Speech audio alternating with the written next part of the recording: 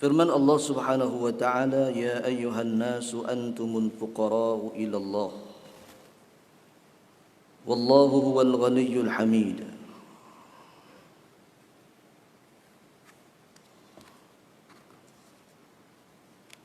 Surah Fatir ayat 15. Maksudnya, wahai manusia,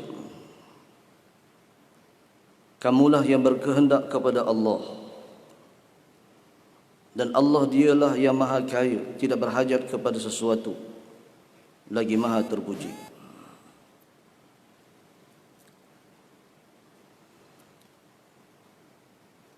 Ayat ini adalah dalil bagi sifat Allah Subhanahu wa taala yang disebut sebagai qiyamuhu bi nafsihi. Berdiri Allah taala Allah taala dengan sendirinya. Maknanya Allah Subhanahu wa taala tidak berhajat kepada sesuatu. Allah taala berfirman, ya ayyuhan nas antumul fuqara'u ila Allah. Wahai manusia, kamu sesungguhnya kamu ini adalah orang yang fakir, yang berhajat kepada Allah taala. Wallahu huwal ghaniyyul hamid.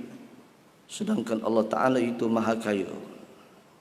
Maha kaya itu maknanya ialah al-ghaniyyu, kaya itu maknanya tidak berhajat. Allah taala tidak berhajat kepada sesuatu. Firman Allah Subhanahu wa taala, wallahu al-ghaniyyu wa antumul fuqara wa in tatawallaw yastabdil qauman ghairakum thumma la yakunu amsalakum. Maksudnya, dan Allah lah yang maha kaya, sedangkan kamu orang yang berkehendak kepadanya.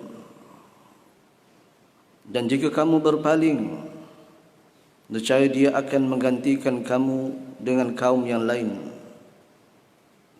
dan mereka tidak akan seperti kamu. Maksudnya ialah Allah Subhanahu wa taala menyebutkan dalil yang kedua, wallahul ghaniyyu, dan Allah taala itu yang maha kaya, yakni tidak berhajat kepada sesuatu. Wa antumul fuqara, sedangkan kamu adalah orang-orang yang fakir, orang yang berhajat kepada Allah Subhanahu wa taala, yang berkehendak kepada Allah. Ini ayat yang kedua menyatakan mengenai dengan qiyamuhu bi nafsihi, berdiri Allah taala itu dengan sendirinya. Allah taala tidak berhajat kerana Allah taala itu maha kaya. Kemudian Allah taala menyebutkan, wa in tatawallaw yastabdil qauman ghairakum thumma la yakunu amsalakum. Sekiranya kamu berpaling, nescaya Allah taala akan menggantikan satu kaum yang bukan daripada kamu dengan kaum yang lain. Thumma la yakunu amsalakum, dan kemudian mereka tidak adalah seumpama kamu. Ini ayat ni ialah menyatakan mengenai dengan Allah menyebutkan bahawa sekiranya orang-orang Islam itu berpaling, wa in tatawallaw yastabdil qauman ghairakum, nescaya Allah taala akan menjadikan kaum yang lain. Sekiranya umat Islam ini, umat Arab ini berpaling, nescaya Allah taala akan menggantikan kaum yang lain. Ia akan memperjuangkan Islam. Ini maknanya ayat ini menyatakan bahawa sebab itu dalam sejarah Islam, bahawa sejarah Islam menyebutkan bahawa Islam ini telah pun dipindah-pindahkan oleh Allah Subhanahu wa taala. Kekuasaannya, pemerintahannya bermula daripada umat Arab. Setelah umat Arab berpaling, Allah taala menggantikan orang-orang yang lain yang bukan Arab. Siapa sahaja berpaling daripada Allah Subhanahu wa taala, tidak memperjuangkan Islam, meninggalkan jihad, yastabdil qauman ghairakum, Allah taala akan menggantikan kaum yang lain. Ia akan berjuang Islam orang lain pula, bukan orang Arab. Sebab itulah kita melihat bagaimana Islam diperjuangkan oleh orang-orang Turki. Jatuhnya orang Arab yang memerintah negara, memerintah daulah khilafah, maka Allah Ta'ala menggantikan dengan orang-orang yang kaum-kaum yang lain. Thumma la yakunu amthalakum, kemudian mereka tidaklah seumpama dengan kamu. Wa ajam, kadang-kadang Allah Ta'ala menggantikan dengan wa ajam. Begitulah keadaannya disilih gantikan oleh Allah Subhanahu wa Ta'ala. Ada satu kitab yang dikarang oleh Ibnul Faras menyatakan bahawa ada satu kitabnya Tarikh Ulama'il Andalus, sejarah ulama-ulama Andalus. Andalus yang diperintah oleh Islam itu, dia ada sebut di situ mengenai dengan ada sebanyak 1600 lebih ulama-ulama Andalus. Bila Islam pergi membuka kota Andalusia, Spanyol ni, dia bukan setakat memerintah tetapi juga membawa satu tamadun yang sangat ulung sehingga melahirkan ulama-ulama besar. Kita sebut saja siapa, termasuk yang kita mengaji ni, Quran ni, Al-Imam Syatibi. Syatibi ini ialah di kalangan ulama Andalus, baca qiraat 7 sebagainya, di kalangan ulama-ulama Spanyol. Imam Qurtubi yang mengarang Al-Jami' li Ahkamil Quran, seorang mufassir yang sangat ulung, juga dari kalangan orang-orang Andalus. Maknanya Islam ini bukan dibawa sahaja oleh orang Arab, tetapi Allah Ta'ala kadang-kadang menukarkan Islam ni dibawa, diperjuangkan oleh orang-orang yang bukan Arab. Termasuk negara kita, tuan-tuan. Termasuk negara kita. Masuk orang Melayu sekali. Kalangan ulama-ulama yang terkenal di kalangan orang-orang yang berada di Nusantara ni. Arsyad Banjari contohnya. Tuan-tuan mungkin tahu, Syekh Arsyad Banjari, Abdul Samad Al-Falambani, orang Palembang. Termasuk yang jarang kita dengar ialah Syekh Muhammad Yasin Al-Fadani. Ini ulama besar ni, di kalangan orang Melayu, yang duduk di Mekah dan mengajar di Mekah. Syekh Muhammad Yasin Al-Fadani berasal daripada Padang. Ada kitab-kitab yang banyak yang sampai sekarang dicetak oleh mereka, oleh orang-orang Islam, dan termasuklah Abdul Qadir Al-Mandili. Syekh Abdul Qadir Al-Mandili yang kita mengaji kitab kitab Penawar Bagi Hati, mengajar di Mekah dan sebagainya, merupakan ulama-ulama yang besar. Allah Ta'ala tidak menjadikan orang Arab sahaja yang akan menerajui Islam ini, tetapi Allah Ta'ala sekiranya umat Arab tidak memperjuangkan Islam, Allah Ta'ala akan menukarkan orang-orang yang lain. Wa in tatawallaw yastabdil qauman ghairakum thumma la yakunu amsalakum. Sekiranya kamu berpaling, nescaya Allah Ta'ala akan menukarkan dengan kaum yang lain. Ada orang lain yang akan memperjuangkan Islam ini. Thumma la yakunu amsalakum, kemudian tidak ada mereka itu seumpama dengan kamu. Kemudian firman Allah Subhanahu wa taala, ma ashhadtuhum khalqas samawati wal ard wala khalqa anfusihim wama kuntum muttakhidhal mudillina aduda.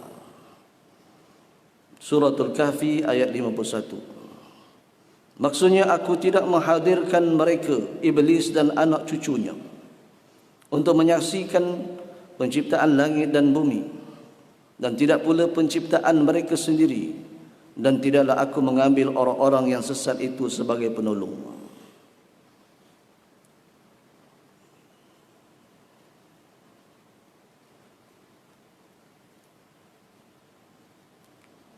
Ayat ini menceritakan bahawa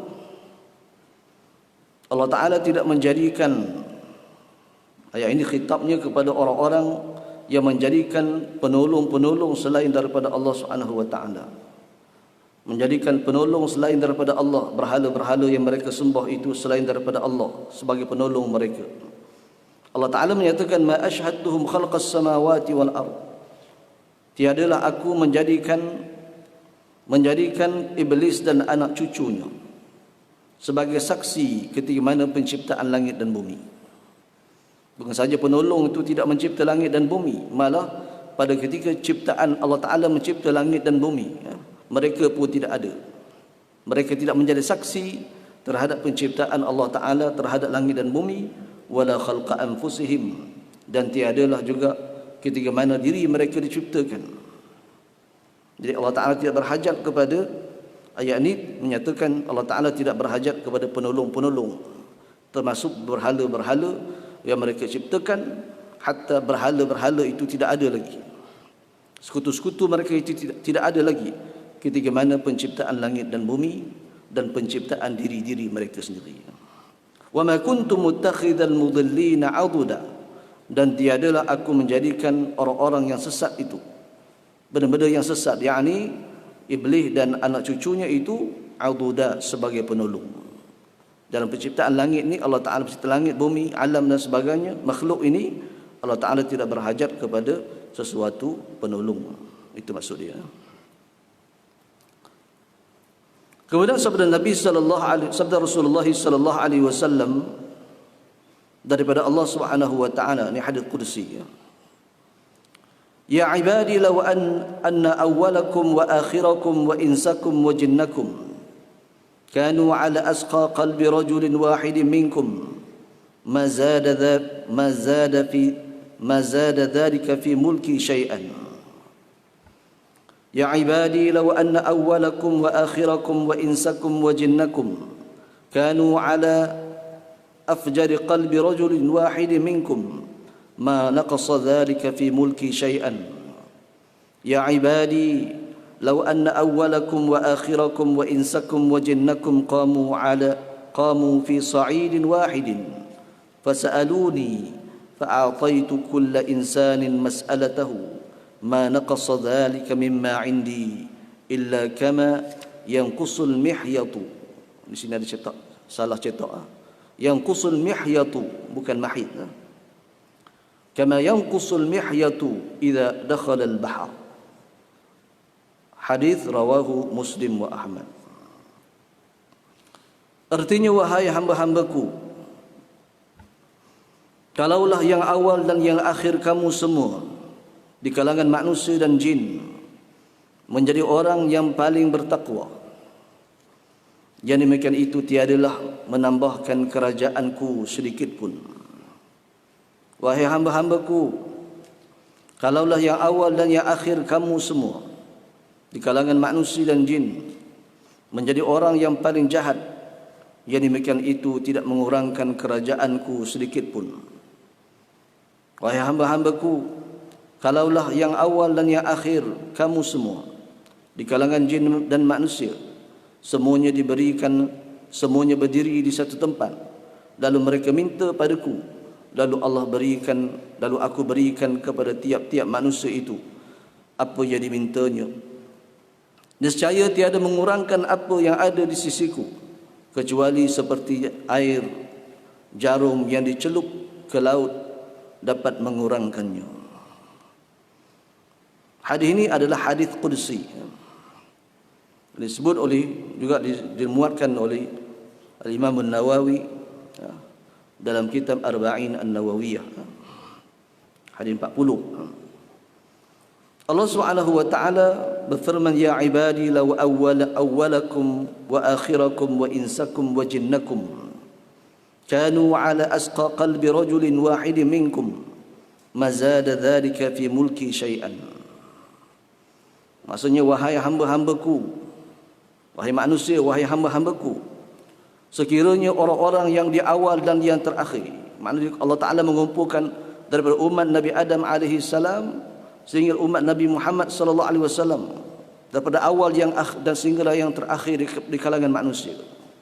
Wa insakum wa jinnakum, dan Allah Ta'ala mengumpulkan manusia, semua manusia, dan juga di kalangan jin-jin semua, daripada umat Nabi Adam alaihi salam sehinggalah umat Nabi Muhammad sallallahu alaihi wasallam, kanu ala asqa qalbi rajulin wahidin minkum, yang mereka itu adalah di kalangan orang-orang yang paling bertakwa. Semuanya bertakwa kepada Allah. Semua manusia, semua jin, daripada umat Nabi Adam, daripada awal sehingga akhirnya, semua bertakwa kepada Allah. Orang yang paling bertakwa, orang yang paling taat kepada Allah Subhanahu wa taala. Allah Taala mengatakan, ma zada dzalika fi mulki syai'an. Tiadalah yang menambah yang demikian itu. Dengan sebab takwa itu tidaklah menambah sedikit pun daripada kerajaanku. Allah Ta'ala tidak bermaknanya ialah Allah Ta'ala walaupun manusia semuanya bertakwa kepada Allah, tidaklah menambah kekuasaan dengan sebab ketakwaan itu. Kerana Allah Ta'ala itu ialah ghani. Allah Ta'ala itu kaya, tidak berhajat kepada apa yang dilakukan oleh makhluknya.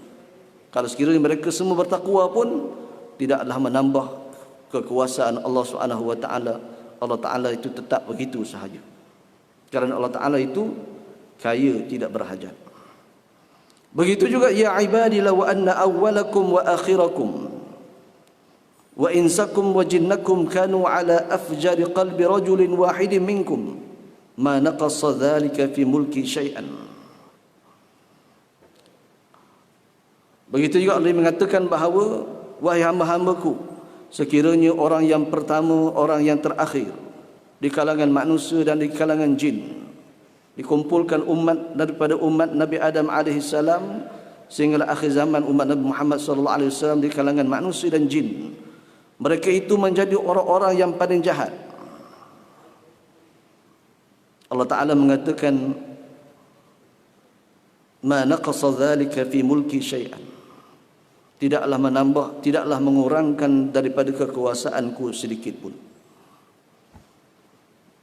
Tidak sampai, maknanya walaupun manusia engkar semua kepada Allah, tidaklah mengurangkan kuasa Allah Ta'ala sedikit pun. Karena Allah Ta'ala tidak berhajat kepada ketaatan manusia, ataupun tidak berhajat, tidak mengurangkan maksiat manusia kepada Allah Subhanahu wa taala. Dia tidak serupa dengan manusia. Manusia ini, kalau contoh raja ini berjadi kuasa dengan sebab rakyat. Bila rakyat taat kepada raja, barulah raja itu menjadi dapat ada daulatnya, kuasa dia. Itu manusia. Raja mana pun dia mesti memerlukan rakyat untuk dia berdaulat. Kalau rakyat itu taat kepadanya, dia akan dapat kuasa. Lagi banyak rakyat itu taat kepadanya, ikut titah perintahnya, lagilah dia berkuasa. Tetapi kalau sekiranya rakyat itu menolaknya, rakyat itu menentangnya, tidak ikut perintahnya, nescaya raja itu akan jadi lemah dan jatuh. Tetapi Allah Ta'ala tidak. Sekalipun semua manusia taat kepada Allah, dia tidak menambah kekuasaan Allah Subhanahu wa taala. Sekalipun manusia semua, seluruh manusia, seluruh jin manusia itu tak taat kepada Allah, tidak mengurangkan kekuasaan Allah sedikit pun, tak kurang. Sebab Allah Ta'ala itu maha kaya. Itu sifat ghani itu. Dia tidak mengurangkan sultan, kekuasaan Allah Subhanahu wa taala sedikit pun. Itu yang disebut sebagai raja yang mutlak. Raja yang mutlak. Allah Ta'ala mempunyai kekuasaan yang mutlak, maka dia tidak berhajat kepada manusia. Hatta kalau sekiranya manusia itu ingkar semuanya kepada Allah sekalipun, dia tidak mengurangkan kekuasaan Allah.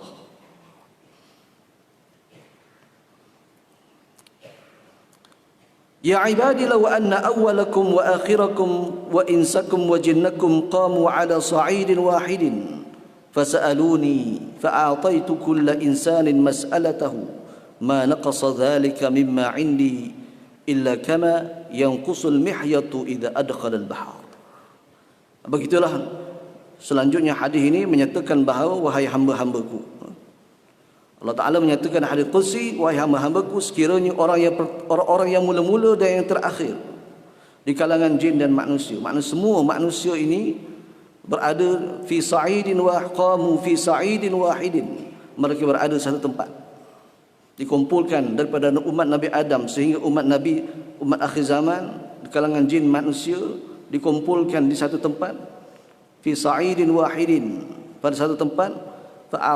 Fasa'aluni, lalu semua minta kepada Allah, semua minta. Semua nak minta apa, mintalah. Allah suruh minta semua. Di kalangan jin manusia ni Allah Ta'ala suruh minta semua. Semua berkumpul satu tempat. Di kalangan daripada umat Nabi Adam AS sehinggalah umat akhir zaman, semua minta kepada Allah. Jin manusia, mereka semua minta kepada Allah. Apa nak minta? Kalau tuan-tuan nak minta apa, tak tahulah.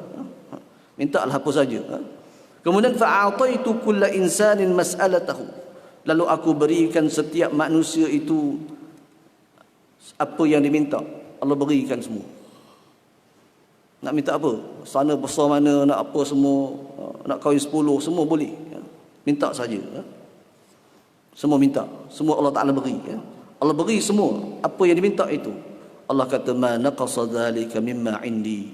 Tiadalah mengurangkan sedikit pun daripada milikku. Ma naqasa dhalika mimma indi. Tiadalah mengurangkan apa yang ada di sisiku. Tak kurang pun. Walaupun seluruh manusia, seluruh jin minta kepada Allah Ta'ala apa yang nak minta, semua Allah Ta'ala kabul semua. Nak apa sahaja, tidak mengurangkan sedikit pun apa yang ada di sisiku. Illa kama yanqusul mihyatu idza adkhala al-bahr. Kalau kurang pun Allah Ta'ala mengatakan ialah seumpama jarum yang dicelupkan di laut. Celup daun, kemudian itulah yang kurang pun, sedikit sangat. Itulah kayanya Allah Subhanahu wa taala, walaupun permintaan manusia semua diluluskan oleh Allah Taala, diperkenankan oleh Allah Taala, tidak mengurangkan sedikit pun kekayaan Allah Subhanahu wa taala itu. Itulah maknanya, itulah sifat yang disebut sebagai qiyamuhu bi nafsihi. Allah Taala berdiri, Allah Taala dengan sendiri, kerana Allah Taala tidak berhajat kepada sesuatu. Apa tujuan Allah Ta'ala? Sekiranya Allah Ta'ala itu tak berhajat kepada makhluknya, tak berhajat kepada ketaatan makhluknya. Apa tujuan Allah Ta'ala menjadikan makhluk? Tujuan apa Allah Ta'ala menjadikan manusia ni? Tujuan apa Allah Ta'ala menjadikan alam ni? Tujuannya tidak lain ialah kerana alam ini alam ini dijadikan oleh Allah untuk tunduk di bawah kekuasaan Allah. Nak tunjuk Allah Ta'ala ini berkuasa, maka Allah Ta'ala menjadikan alam. Kalau sekiranya Allah Ta'ala tak menjadikan alam pun, tetap Allah Ta'ala itu kaya dia. Tetap Allah Ta'ala itu tidak mengurangkan kekuasaan Allah Ta'ala sedikit pun. Tapi tujuan Allah Ta'ala menjadikan makhluk ini kerana ada syurga dan ada neraka. Siapa akan memenuhi syurga, sesiapa akan memenuhi neraka, itulah makhluk. Itu menjadi cubaan kepada manusia, sama ada menjadi penduduk ahli syurga ataupun menjadi ahli neraka. Allah Ta'ala menciptakan ma khalaqtul jinna wal ins illa liya'budun. Tiadalah aku jadikan jin dan manusia melainkan untuk beribadat, tunduk di bawah kekuasaan Allah Subhanahu wa taala sahaja. Nak menunjukkan kuasanya Allah Ta'ala itu, maka Allah menjadikan makhluk ini tujuannya ialah untuk beribadat ataupun mendekatkan diri kepada Allah Subhanahu wa taala. Allah menjadikan sesuatu itu untuk menunjukkan kekuasaan dia. Itu sahaja. Nas-nas tersebut di atas menyatakan sifat qiyamuhu ta'ala bi nafsihi, berdiri dengan sendiri. Allah Ta'ala tidak berhajat kepada makhluk, berdiri dengan sendiri. Istighna'uhu an ghairihi, terkaya daripada yang lain. Allah Ta'ala terkaya daripada lain, maksudnya tidak berhajat kepada yang lain. Terkaya ini tu bahasa-bahasa lama, tuan-tuan, bahasa kitab.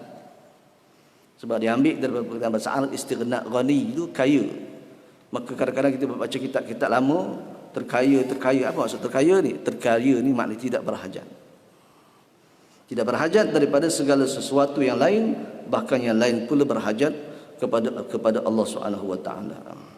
Kemudian firman Allah Subhanahu wa taala, wa qala Allah la tattakhidhu ilahayn ithnain innama huwa ilahu wahid fa iyaya farhabun wa lahu ma fis samawati wal ard wa lahu ad-din wasiba afa ghayra Allahi tattaqun وَمَا بِكُم مِّن نِّعْمَةٍ فَمِنَ اللَّهِ ثُمَّ إِذَا مَسَّكُمُ الضُّرُّ فَإِلَيْهِ تَجْأَرُونَ.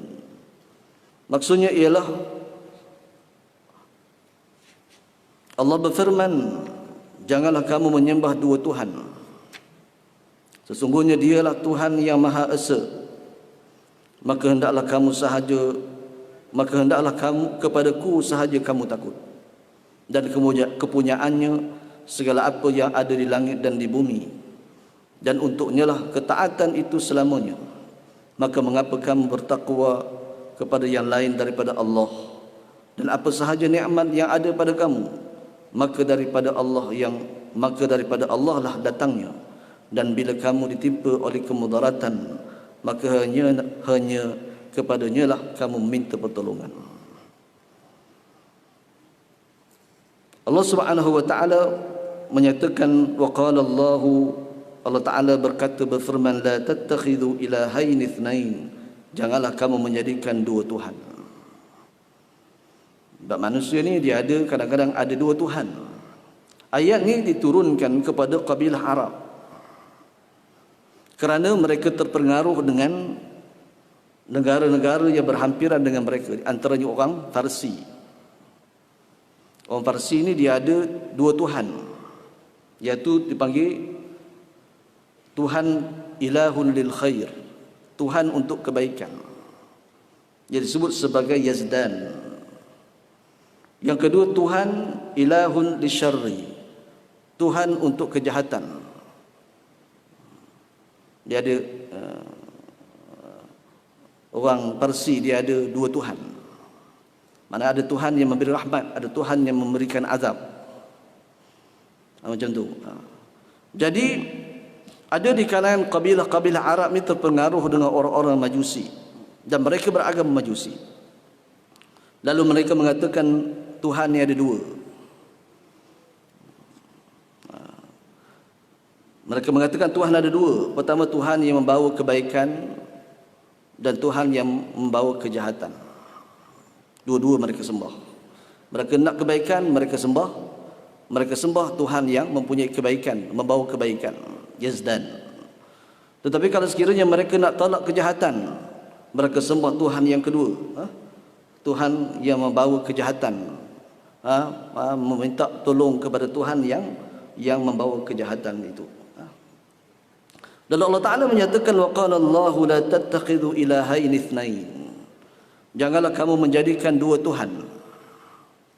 Janganlah kamu menjadikan dua Tuhan. Innama huwa ilahu wahid, hanya senya Tuhan itu hanyalah satu esa, Allah Ta'ala saja. Tak ada dua Tuhan. Baik itu agama-agama ni macam-macam. Tuan-tuan mungkin tahu agama yang paling banyak Tuhan ni Tuhan Hindu. Ada lebih 3 juta Tuhan dia. Tuhan Hindu ni banyak. Hindu ni banyak Tuhan. Baik itu kita tengok tokoh ni macam-macam jenis. Dia okey, macam-macam. Itu Tuhan-Tuhan dia. Sekalipun saya ada baca juga komen orang Hindu. Dia kata, kita tak kata dia Tuhan. Kita kata Tuhan itu Tuhan, Allah lah yang cipta alam ni, itu Tuhan. Ini bukan Tuhan, dia kata. Yang banyak-banyak ni 3 juta ni bukan Tuhan, itu dewa-dewa. Ialah dalam Islam ni siapa saja al-ma'bud yang disembah selain daripada Allah itu Tuhan lah. Walaupun dewa tapi disembah, Tuhan, dianggap Tuhan. Siapa saja disembah dipanggil sebagai Tuhan. Termasuk hawa nafsu kita. Kalau kita sembah hawa nafsu, maka itulah Tuhan. Maka walaupun nama dewa, walaupun apa nama sekalipun, dipanggil Tuhan lah. Lebih 3 juta Tuhan dia. Tak tahulah. Ada Tuhan yang bawa rahmat, ada Tuhan yang macam ni, macam-macam. Tuhan yang menurunkan hujan, dewa yang menurunkan hujan. Saya tak tahulah sebut nama dia, banyak sangat. 3 juta, nak ingat macam mana? Kalau tanya orang Hindu, boleh ingat tak Tuhan kamu? Dia pun tak ingat. 3 juta. Kita anak 4 orang, 5 orang pun kadang tak ingat nama. Ni dah sampai 3 juta. Innama huwa ilahu wahid, sesungguhnya Tuhan kamu ialah Allah yang esa. Fa iyya farhabun, maka hendaklah kepadanya lah kamu takut. Walahu ma fis samawati wal ard, baginya apa yang ada di langit dan di bumi. Allah Ta'ala itu, sebab apa kita sembah Allah Ta'ala? Allah lah yang menguasai langit dan bumi. Apa sahaja yang ada di langit dan bumi, yang kecil yang besar, sehinggalah virus, coronavirus, apa benda semua, semuanya Tuhan punya. Afa ghairallahi tattaqun, adakah selain daripada Allah yang kamu takutkan? Wa ma bikum min ni'matin faminallah, dan apa saja daripada nikmat itu yang kamu dapat, faminallah, daripada Allah, semua nikmat daripada Allah. Wa thumma idza massakumud durru fa ilaihi taj'arun, kemudian apabila menimpa kepada kamu kemudaratan, maka kepadanya lah kamu meminta pertolongan. Itulah sifat Tuhan. Sifat Allah Ta'ala ini ialah apa sahaja Allah Ta'ala menguasai bumi, walahu ma fis samawati wal ard. Allah Ta'ala menguasai langit dan bumi. Sebab itu kita sembah itu Tuhan yang sebenar. Adapun Tuhan yang dijadikan oleh makhluk, dijadikan oleh manusia ini, dicipta oleh tangan manusia, bukan Tuhan, kerana dia tidak mencipta langit dan bumi. Tidak menguasai langit dan bumi. Itu sifat Tuhan. Wa ma bikum min ni'matin faminallah.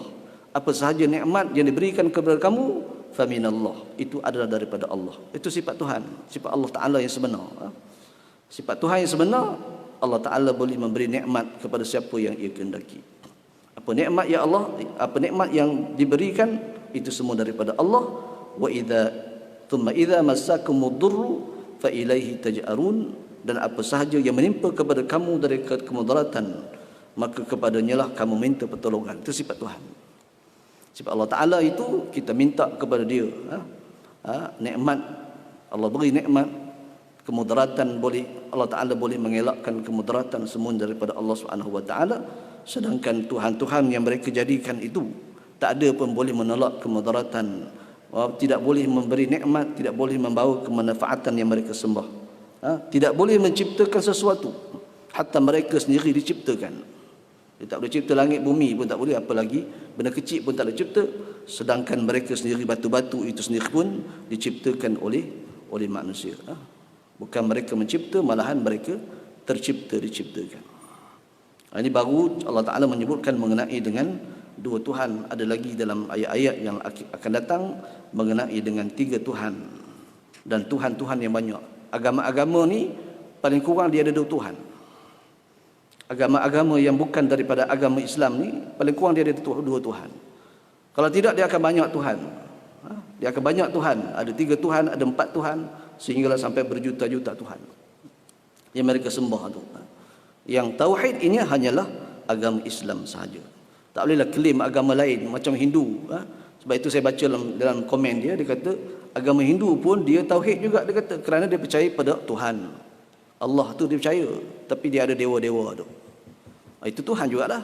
Tak bolehlah klaim bahawa agama Hindu adalah agama mentauhidkan, kerana disembah selain daripada Allah. Macam bahawa orang-orang Quraisy, dia percaya bahawa Allah Ta'ala mencipta langit dan bumi, tetapi pada masa yang sama mereka menjadikan berhala-berhala itu sebagai Tuhan-Tuhan selain daripada Allah Subhanahu Wa Ta'ala. Jadi sekadar saja untuk pagi ini, insya-Allah kita akan sambung pada kuliah yang akan datang, yang baik daripada Allah Subhanahu Wa Ta'ala, yang tidak baik itu daripada kelemahan diri saya sendiri. Aku qouli hadza wa astaghfirullahal azim. Assalamualaikum warahmatullahi wabarakatuh.